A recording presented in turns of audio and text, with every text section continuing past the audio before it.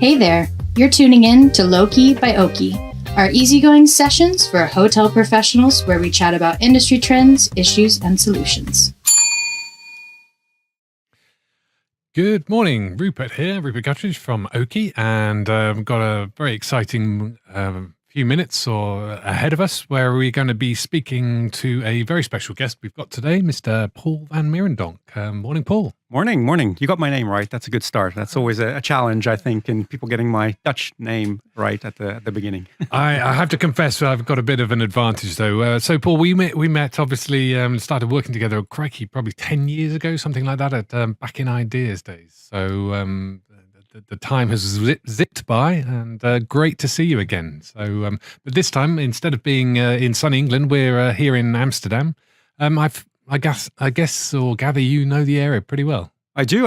I'm originally from Amsterdam. My parents are from here. I also studied here, so I know a little bit about this particular area we're in, which is an exciting place to be at the nighttime. So it's great to be back, and beautiful offices here. So it's a pleasure to join the session today. Great. No, well, it's really good of you to come. Appreciate your time. And we've got an exciting morning ahead of us. We're going to be talking a bit about change management strategy, that kind of stuff. So, and I know you're very good at this sort of topics. So, but why don't we start with what you're doing at Ideas at the moment, and what you've been doing, and what makes you an expert to speak in this field, I guess. Yeah, I think, originally I started out in the hotel business. So my background was in revenue management, sales and marketing in hotels, and then joined Ideas about 14, 15 years ago now. So been there a while, and really started out focusing on how do we help hotels and hotel companies to deal with change. So how do they develop themselves? How do they develop their ability to use technology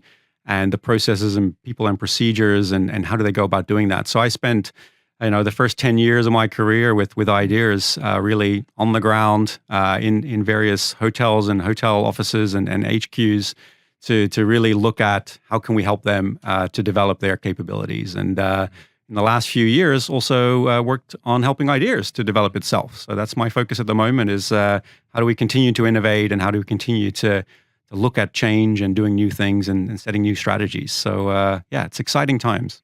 And I find that really interesting because obviously we're all used to sort of systems and technology to help us, but you're really using brain power, I guess, to come up with those sort of strategies and ideas.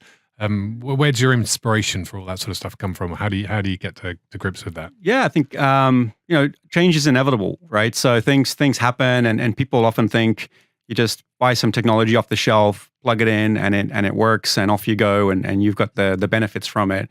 And in some cases, that's true, and it works very well. In other cases, you really need to adapt what you do and how you do it to be able to take fully advantage of the technology that's out there. And so we're continually looking at ways at what are the new things that you could do in using technology and applying technology, and in particular focus, obviously, the company that we are in the analytics side. So how do we continue to explore what analytics can do and how they can help people develop? And that's really interesting because we see this, and and having been sort of in the industry for some time now, it's getting that balance, isn't it, between using technology and using some sort of brain power, services, whatever it is, involvement to make use of that technology. How should hotels adopt? I mean, just going and buying a solution and sticking it in is probably not the optimal way to deal with change and make the most of these systems. What's your advice?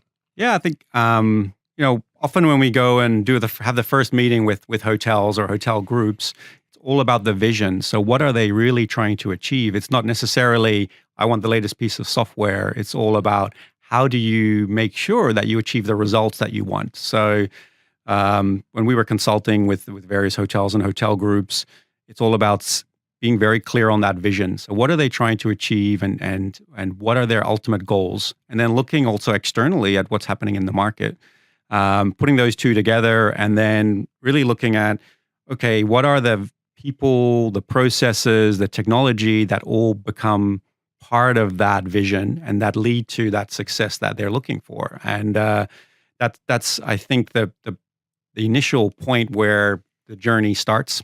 And then really start looking at, okay, how do we convince the organization and convince the people that are going to use the technology that this is the right way forward and this is going to help them be successful. And it's not something that's people are often scared, right? So they see technology as it's going to take away my job. It's going to change the way we do things, maybe in a negative way. But often it's a positive way, and it's a supporting mechanism to help them be more successful. So that's ultimately what we try to bring across as well. And I guess, do you find then that when talking with these hotel companies, whatever, you speak at maybe a C-level or somebody who's driving the project or whatever, and the messaging and the goals and the objectives that they have obviously is very different to others working, should we say, further down the structure.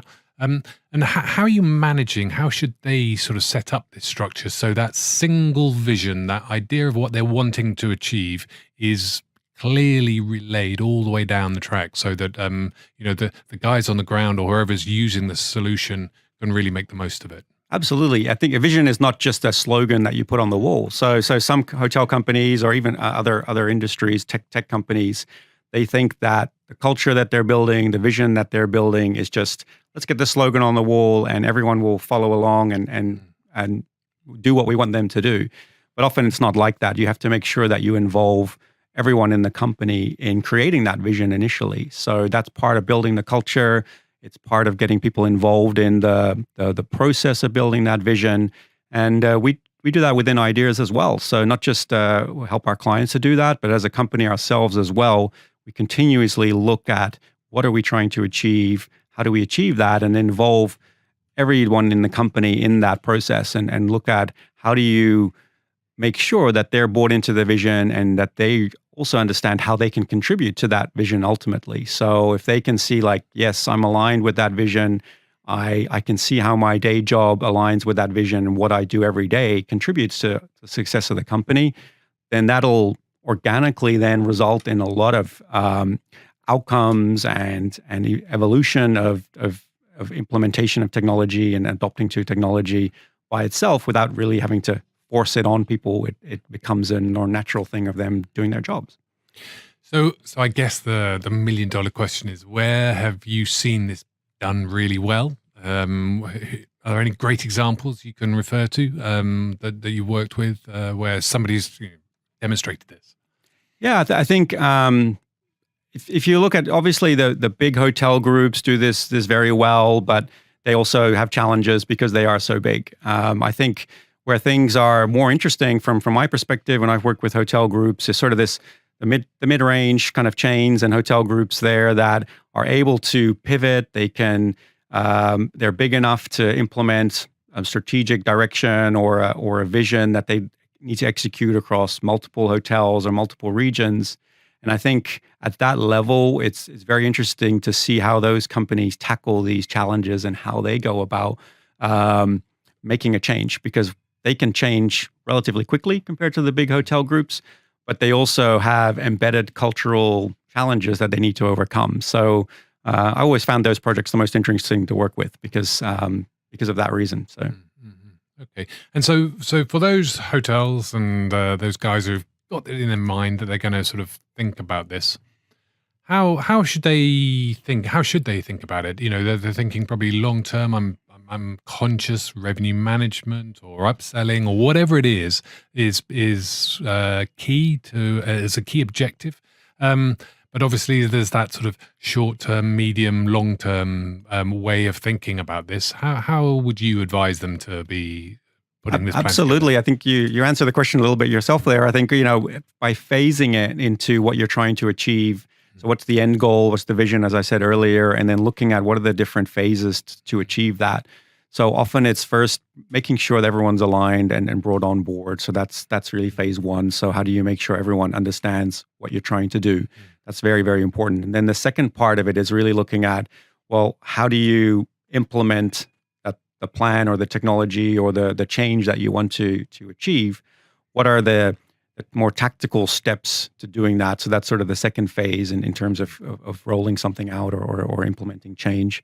And then the third step is really around how do you embed it and how do you make it something that is not just a thing that goes away after you've implemented it. It's something that needs to be sustainable. So that's a very important part that people often forget is, okay, now we're using it, or we've made that change and we've implemented it. How do we keep it going? How do we grow it? How do we evolve it? And that's essentially where the rubber hits the road and where the results really start coming in. So that's almost the most important phase, is keeping it going, right?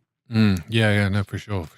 But I guess the other thing is, putting that plan together is one thing, and as you say, that structure, that phased approach, and everything else is pretty key. But thinking strategically, putting that, at Ideas, you're talking about revenue management. Here at Oaky, we're talking about upselling. We're both in the business, really, of trying to get hotels to make more money.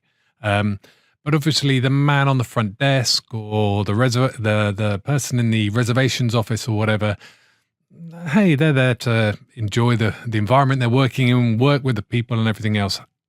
Strategically, how do you get engagement from the entire organization when you're implementing these sort of systems? Yeah, I think what we've even done that within our Ideas itself. So we've looked at how do we change our strategic direction, or how do we evolve as a company, and things like that. And it's often about aligning senior management, getting everyone on board, that everyone is aligned with this is the plan moving forward.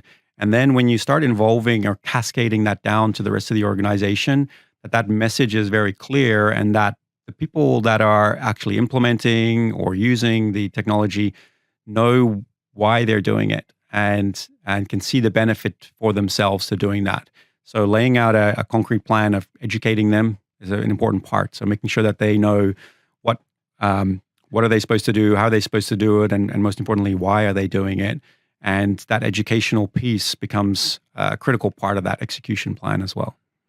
And I guess then really measuring that execution, what are the results of that, and how you're doing that. I remember back in the day when you were doing the consultancy for hotels and everything else, and people were using Ideas as to suggest, get the right pricing, all the right stuff as far as the revenue piece was concerned. But there were a team who you sort of looking at Excel spreadsheets, measuring every kind of possible sort of scenario about how that was working. I guess finding the way you're going to measure success and putting that down, setting those goals is pretty key. And is that something? How do people implement that? Absolutely. I think success criteria up front are very important. So when you look at, I'm going to implement a new revenue management system in my hotel, it's very important to understand not only what's the revenue uplift, which is obviously an easy metric to try to calculate, but more important is also what's the adoption rate, what's the indirect impact that's having on how I run my business, what are the other benefits that we're getting out of the system that are also very important, and that ultimately lead to the overall success as well. So there's multiple metrics that should be in place to measure success, really. And slightly sort of off on a tangent slightly, I guess, is that there's a lot of stuff that obviously we're both, as I said, focused on looking at increasing revenue. We predominantly through upselling, through the cost of room upgrades. You guys are obviously setting the price on those room upgrades and the cost of the room, et cetera, all that kind of stuff. What other areas do you think hotels should be thinking about as far as sort of revenue management and pushing the boundaries of greater revenue is concerned? There's lots of talk around F&B and various others. What are your thoughts from that? Yeah, I think really we're getting to a situation where revenue management and pricing, dynamic pricing and upselling and so forth is really becoming, in my mind, multidimensional. So one of it is the traditional total revenue management, where you look at F&B, function space, and so forth. So that's one dimension of what we should be looking at, and that's already happening. I think the other dimension is more in the commercial side. So how do you start integrating more and more the marketing side? So guest behavior, online activity, sales, what the sales teams are doing, all of that plays a part in generating more revenue for the hotel, optimization, and making guests happy. So folding that all together is really, I think, the way forward. So it's not just about which outlet or which revenue department do we next optimize, but how do we fold in all the activities that the commercial teams undertake? So I think that's becoming more and more important. And we're seeing that in all the technology providers that are out there. They're trying to understand more about the guests and the guest behavior and the interaction with guests, both pre-stay, during the stay, post-stay, and how do you integrate that more and more with the revenue management capabilities and the optimizing prices that you're also trying to achieve at the same time. And are you finding that people are, or some institutions, hotels, companies, whatever, are having challenges in this area? I'm conscious that sort of so dynamic pricing, for example, that's being introduced slowly at the moment, I would say, into F&B and everything else there. So you go down to breakfast at sort of 7 o'clock in the morning and it's one price, and you go down at 9, 10 o'clock, it's another price or whatever. Or you pay for your $40 for a steak. Now there's only 2 left on the menu, so we're going to charge $80 a steak or whatever. Obviously, there are various people in the industry who think, "Oh, I'm not entirely happy with that. That doesn't seem very fair to me," and whatever. How should organizations deal with these sort of challenges where everyone's got a different view? And yeah, it's quite interesting, and food and beverage is a great example. I've done a few trainings with various hotel groups where the food and beverage departments are very well established. They've done things in a certain way for a very long time and done them very well. So to try and introduce a new concept like more dynamic pricing at first seems quite difficult, right? So they're like, well, it's all technology, it's all analytics. We don't really want to get into that, and we want to keep things simple. But when you get to the core of it, they actually do a lot of that already. So if you think of your offer of the day or menu item of the day or special of the day or market price for fish that they might have on the menu, they're actually doing dynamic pricing. They're optimizing their menus. They're just doing it in a more manual way. So it's not as foreign a concept as you might imagine, because they're actually doing that. And similarly, we look at things like table optimization or making sure that most of the space in a restaurant is used in the best possible way. Restaurants are already doing that. So they're just doing it in their head, or they have a very experienced person that knows, sort of has a good feeling for how that might work. But we're there, or the technology is there really to support what they're already trying to do and just doing it more efficiently and more effectively and making it easier for them to then focus on the guests and so forth. So it's not as a foreign a concept as you might think. And it's just a matter of bringing people together and seeing the benefits of how technology can help them do what they already do. And I think that's a really good point. I was in London yesterday with a bunch of hoteliers, and we were talking about this subject. And somebody said, "Oh my God, I've got to use, just don't have the technology to do this." And somebody else pitched up and said, "It's really simple. I've just got 2 menus. I've got a low price menu and a high price menu. And when it's high demand, I stick out the high price menu. And when it's low, on a Monday and Tuesday, I stick out the low price menu. And there you go. There's dynamic pricing." And I thought to myself, yeah, pretty smart. And that's. You are entering into this, and the whole world's become more complex, and there are systems to kind of deal with this. What's your advice there on migrating from real simple stuff to these more complex solutions? Absolutely. I mean, my focus right now is on innovation. So we try not to boil the ocean, right, and try to do something very complex. So we work with various clients to look at a specific problem or challenge that they're trying to solve, whether that's dynamic pricing in F&B or ticketing or other areas. And we try to really look at, well, let's find a specific problem that we can solve and let's try and solve for that, even if it's in a simplistic way or like you said, is some more manual way. But if we can really define that problem and solve it in some way that shows results, so a proof of concept, and then move beyond that and say, okay, now we can implement something. Now we can look at automating it, or now we can look at applying more sophisticated analytics to it and kind of grow along that path. So it's not to change from one day to the next and be super sophisticated and very expensive solutions. Really build a process out so that you bring people along, and you also test out things and you take it step by step rather than fixing it with something really expensive and complicated that doesn't really in the end get used as well. So I guess then if you're running one of these one of these companies or whatever, you're sort of managing the difference between, now, do I invest in the people or do I invest in the technology? What would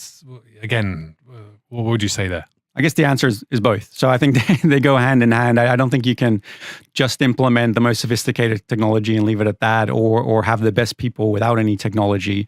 So it's really looking at how do you balance the two. So how do you make sure that you have the right technology that's right for you, and that you also have the right people that are able to use it and take advantage of it. So it's always a balance between the two, I think. Mm-hmm. Yeah, no, I guess so. And then do you think that's do you believe that's shaping the way hotels are working now, in terms of, and society in general, I guess? These technologies are coming out, they're doing more and more. And is that pushing the bias or the preference more towards systems and easing off people? Or do you think this sort of balance between the two is going to be there forever? I think companies have evolved anyway over time. So they've already implemented technologies. Their systems that they already had in place are also evolving and growing. So there is a lot more technology in place, even if we don't realize it maybe. So everyone in a hotel has a mobile phone. Everyone is connected. The guests and the employees are already on certain systems or using certain applications. So the leap to more advanced technology is probably smaller than it has been at any time, because people are used to using the technology, or they already have systems in place. So I think the technology will continue to grow and evolve, and the focus is really on how do the roles of the people change, and what is it that they are doing that's maybe different in future. So they now have more and more technology available, and that continues to evolve. But people need to adapt what they do and take advantage of the technology. And I think that's the challenge in the future and moving forward, is really how do people continue to change themselves to become better at using the technology that is available. And that's, I think, one of the things that, not just in hotel tech that we do, but in general life as well. How do you make sure that you continue to take advantage of the technology that's out there and not be overwhelmed by it, I guess. And I guess that's. Do you think that's changing I sometimes feel there's so much technology out there. People are relying and using the technology. Crikey, I look at my daughter who's on social media sort of all the time, and I'm thinking, when was the last time you picked up the phone and spoke to somebody? When was the last time you actually sort of got engaged on a personal level? And I guess my worry for the industry is we're now getting systems that are so smart, and telling us what the price is, and telling us what we should be selling or shouldn't be selling, and all of those things. And it's taking away some of the learning or the opportunity to learn, and just people don't say gut feel anymore. You used to say, in my day, it was like, hey, just what's your gut feel about this? And then it would be a good judgment, a good way of measuring stuff. But again, today it has to be analytics or something like that. Do you feel people are losing that sort of that ability to think for themselves because they're relying on systems? To some extent, I think that's true. But I think also there's so much more information and so much more data we're getting right now that is really difficult to absorb as well. So I even notice it in my kids, and you make a good example there. I mean, they're on social media and they use their iPads and laptops and phones and so forth. They're ingesting so much more data and information than we did when we were young, that they need to be able to take advantage of the technology to be able to cope with that and take advantage of that. So I don't think it's necessarily a bad thing. It's just how do you adjust to using things. So I know my kids use ChatGPT or things like that to do their homework, and and in one way that's maybe a bad thing, and maybe they should be thinking for themselves. But on the other hand, it's also a way that they can take care of the basics and get summary information about things or focus on something, and then leap on from that and use that to do even more or do even better. So it's again using the technology to help support what you're doing and continuing to grow and evolve, and not seeing it as replacing or doing something really unique or special, but really leveraging the technology to help you advance and get better at what you do. And finally, one more question, I guess, is so of all these great systems and this advice you're giving out and this inspiration and problem solving you're doing, what's the one you're most proud of? Oh, that's a tricky one. I think just the change in people is what I'm most proud of. So you see companies adopt technology and changing their systems and so forth. But for me, it's really about seeing that light bulb moment, whether it's a GM in a hotel or whether it's someone in the corporate office that really says, hey, I get it now. I see how this can help me, and I see why the technology is important, and I can see how this will help the industry in general and them to be successful themselves as well. So that light bulb moment of where they kind of get it, that for me is the biggest reward or the most interesting thing to see, really. Perfect timing. Oh, dear me. Well, we're certainly on point today. So, that's fascinating. That's really interesting bunch of conversation and a bunch of questions you've answered. And hopefully there'll be some inspiration to some of our listeners. So, however, we've reached that time in the podcast where we offer you the opportunity to do a shameless plug. So I'm going to ask you today to shamelessly plug something about what you're doing, whether that's ideas or even personally, I suppose. But yeah, absolutely. I mean, I know we're in a podcast, so people can't see this, but I did wear my T-shirt today that says Ideas Lab, and that's the department that I'm working in at the moment, and it's really about innovation. So our focus is on innovation, trying new things. How do we push the boundaries? How do we get into new things? So at Ideas Lab, we've formed a team within the company that's really acting, on the one hand, independently. We're not constricted by things we've done before, but on the other hand, tapping into the knowledge, the clients, the resources, and the partners to be able to invent new things, in new innovations, using technology and data science to solve today's business challenges, not just in hotels, but across multiple verticals and areas in travel, hospitality, and beyond. So very excited to be part of that team, and it's great to be part of a company that supports that and invests in that in the future, both for the company, but also for the industry and technology in general. So that's my shameless plug today. Very good. But I'm sure that hospitality is still your favorite sector to be working in. It is. It's my father was in the hotel business. He was a general manager. He was in sales and marketing. I grew up when I was young in hotels. So there's always a soft spot in my heart for hotels. Oh, that's very good. Very good. Well, Paul, I guess it just leaves me to say thanks ever so much. I mean, I guess the key takeaway I'm going to take from here is that I guess for all of our listeners here, we've got some great solutions between yourself and myself. We offer hotels great different solutions technology-wise, but obviously it's making sure that the service is wrapped up around both of those solutions to really deliver a great result at the end of the day. So I think that's probably my key takeaway from this. But once again, thanks ever so much for coming. It's really great to see you again. And look forward to speaking to you again soon. Hopefully not in another 10 years, but sooner than that. Yeah, it was great being here. And I'm going to walk out the door and enjoy the sunshine a little bit here in my hometown of Amsterdam. So thank you for the invite. Very good. Lovely to see you. Cheers, Paul. Thank you.